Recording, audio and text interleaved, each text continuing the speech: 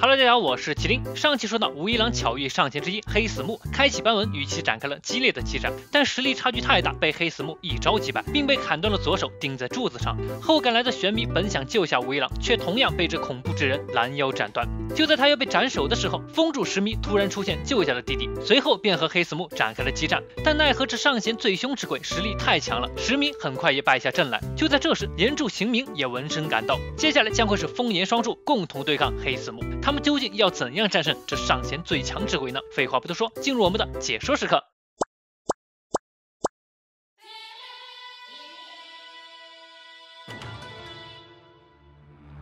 在最惊险的时刻，行明救下了石弥，头也不回的让他先处理身上的伤，在这段时间里将由他来拖住黑死木。行明所使用的武器并不是日轮刀，而是由吸收了太阳光的金铁打造而成的一条锁链连接的阔斧和流星锤。从黑死木的眼里看到了，眼前这人居然拥有着千锤百炼到极致的完美肉体，让他也称赞不已。这种人他已经有300年没有遇到过了。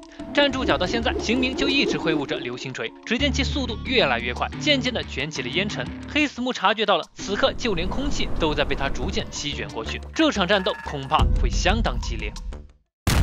流星锤狠狠地砸向了黑死木，将整个地板都砸裂开来。后撤一步躲过了这一击后，黑死木果断就要使出战技进行反击，跃之呼吸。可谁料就在这时，身后一把阔斧横劈而来，打断了他，迫使他不得不进行躲避。可让他意外的是，此人竟然主动放空双手跃之。可就在他又要使出战技的时候，炎系二之星天面碎击，只见行明一脚踩在锁链中央，流星锤瞬间便被甩到黑死木头顶，猛然砸下。黑死木利用皎洁的身法又躲开了，但下一刻锁链就已经冲他脖子缠绕而来。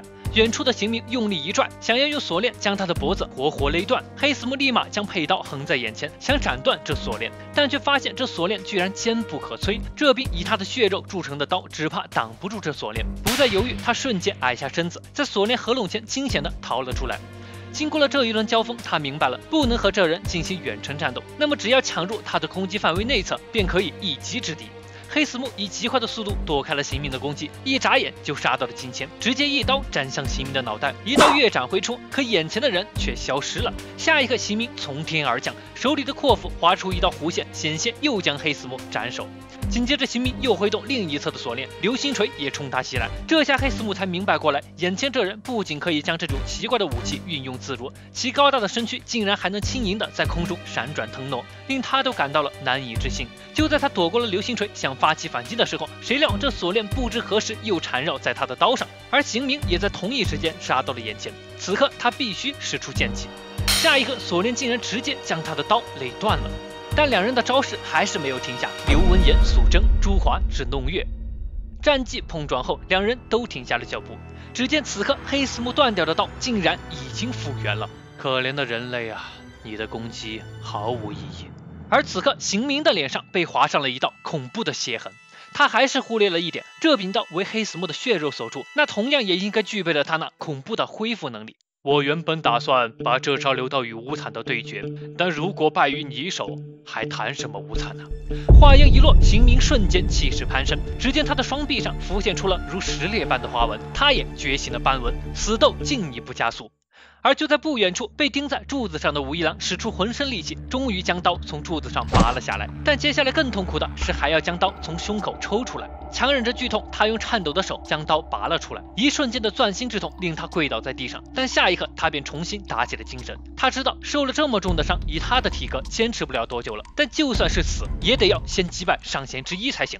简单的处理了伤口，便准备前去帮忙了。但这时躺在一旁已经被拦腰斩断的玄弥叫住了他。原来他想让武一郎帮他将身体切好，玄弥还活着，令武一郎很惊讶，不过也没有多问。紧接着玄弥又让武一郎将落在一旁的黑死木的头发捡来喂他吃下，因为他一定要保护哥哥，战斗到最后。我知道了，一起战斗到最后一刻吧。回到另一边，两人并没有急着展开战斗。原来如此，你也是斑纹剑士吗？太遗憾了。这遗憾是指从你的外貌来看，应该是27岁左右吧？那又怎样？斑纹剑士都会在25岁之前离开人世，已经年满25岁的你，只怕今夜之内便会殒命。难道你不觉得你这样磨练到极致的人就这样消失，很令人惋惜吗？不觉得，毕竟我们早已经知晓这件事儿了。这话令黑死木一愣，就算斑纹没有出现，身为鬼杀队的一员，哪有贪生怕死的道理？你这是对九叔的侮辱，当真令人怒不可。黑死木再一次劝说道：“只要化身为鬼，就能永存于世。你们为什么就是不明白这个道理啊？因为我们根本不屑理解你们的歪理。生而为人，死而为人，是我们的骄傲。别把你那套无聊的观念擅自强加在他人身上。”黑死木顿时哑口无言。通过刚才的对话，让我意识到了你的话中掺杂着一个谎言，那就是有例外之人存在。有件事开启了斑纹，同样活过了25岁，我应该没有说错吧？动摇得如此明显，看来我应该是说对了吧？此战一触即发，邢明的话似乎触动了黑死木的逆鳞，他的速度越来越快，即便邢明开启了斑纹，也丝毫不惧。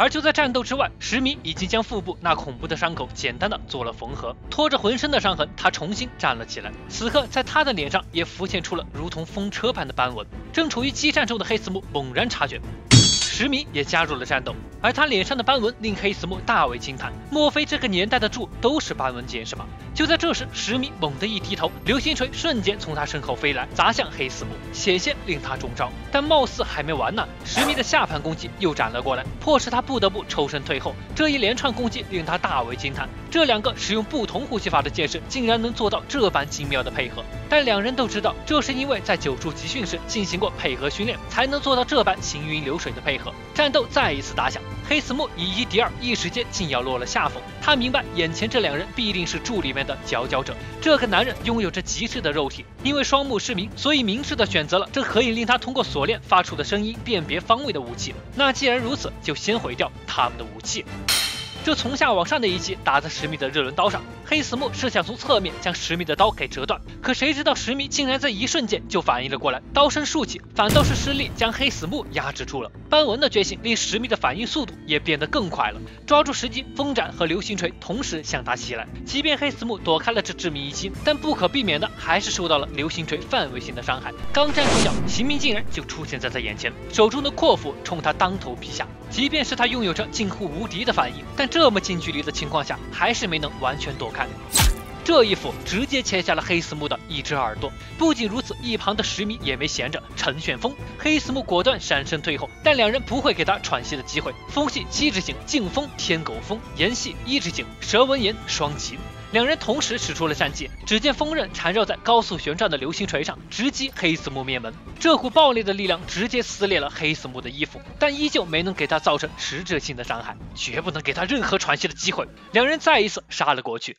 不错，你们说的对。一瞬间，两人血花四溅。邢明一脸不可置信，在这个距离下，他是怎么斩中他们的？烟尘消散后，他才看清，原来黑死木的刀竟然变成了这般模样。只能将衣物砍碎的攻击，可是连婴儿都杀不掉啊！只要在这里将你们俩击杀，剩下的那些剑士应该就很容易对付了。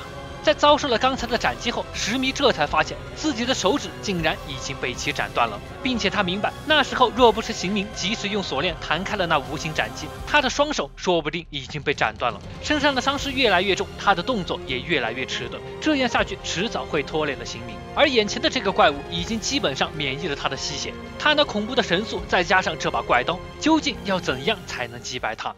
一只传信的乌鸦飞过，通过符咒，惠利在一边将战斗尽收眼里。看到这番糟糕的战况，妹妹提议眼下还有义勇和炭治郎有余力出战，但立马就被他打断了，并下令义勇和炭治郎继续赶往无惨藏身处。至于上弦之一，他相信和秦明、石迷、武一郎以及玄弥4人之力，一定可以将其击杀。回到战斗，黑死木举起了怪刀，一口气息吸入，月之呼吸7之井。两人赶忙摆好了迎战姿态，7之井，恶境隐月，5道巨型斩击袭敌而来。正感叹着这惊人的攻击距离和速度，黑死木下一招又来了，月之呼吸8之井，月龙轮尾。这横扫千军般的战绩，还伴随着无数的巨型月刃。即便是躲掉了致命攻击，但两人也难以躲掉这些毫无规则的月刃。黑死木的招式接连不断，两人光是设法闪避就已经很艰难了。这样下去，别说是他的脖子，甚至连近身都做不到。月之呼吸，九之行，堕月连灭。这一招又是大范围的无形斩击，产生了多道错杂交互的跃刃，将两人的行动路线完全封死了。行动越来越迟缓的石迷还是躲闪不及，而眼看着黑死木又要发动下一招了。此刻的邢明自顾不暇，根本来不及去救他，而石迷也在怒吼着让邢明不要管他。下一个铺天盖地的跃刃席卷而来，石迷已经没有余力再躲避了。可就在这时，一道身影飞掠而过，将他救了下来。原来是武一郎。我不会让你死的，你还可以用双手回到战斗。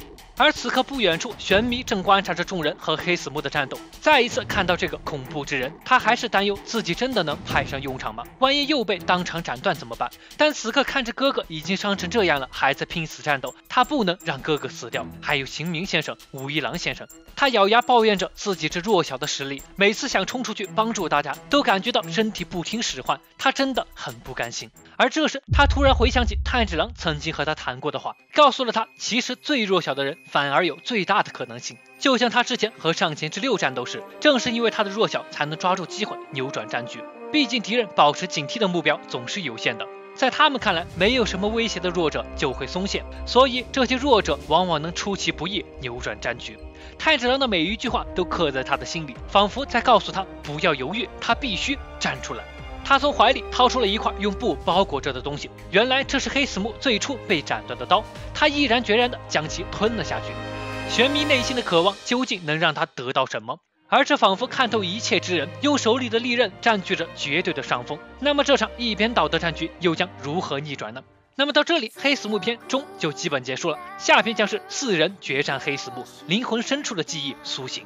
喜欢本期视频呢，别忘了关注和订阅哦。另外，在这些地方也能看到麒麟的视频。那么本期视频到这里就结束了，我是麒麟，我们下期再见。